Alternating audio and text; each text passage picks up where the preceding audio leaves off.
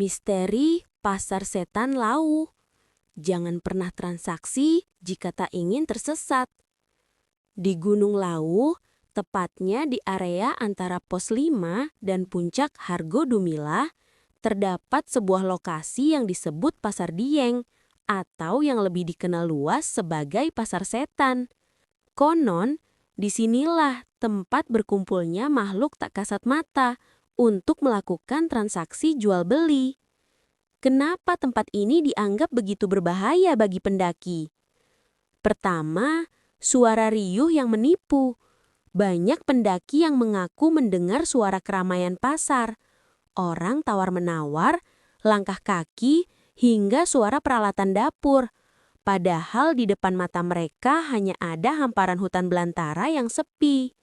Suara ini seringkali memancing rasa penasaran pendaki untuk mendekat ke arah sumber suara. Kedua, larangan bertransaksi.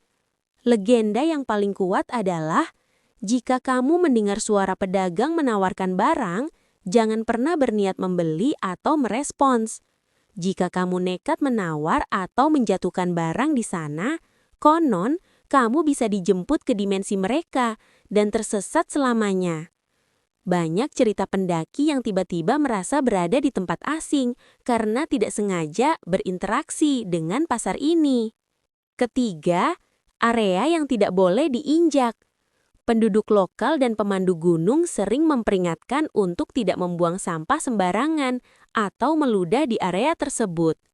Karena tempat ini diyakini sebagai ruang tunggu atau tempat pertemuan para makhluk halus. Menjaga etika adalah harga mati agar tidak diikuti atau diganggu oleh penghuni pasar.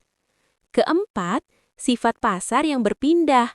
Tidak seperti pasar manusia, Pasar Setan Lau dianggap sebagai ruang dimensi yang tipis. Kadang suaranya terdengar sangat jelas, kadang hilang sama sekali. Inilah yang membuat fenomena ini sulit dibuktikan secara ilmiah. Namun pengalamannya dirasakan oleh hampir setiap pendaki yang punya kelebihan atau sedang dalam kondisi mental yang lelah.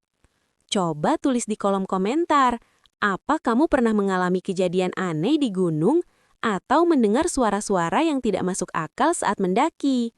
Bagikan pengalaman horormu di sini. Jangan lupa subscribe buat bahas misteri-misteri pendakian lainnya yang bikin kamu makin waspada saat berpetualang di alam bebas.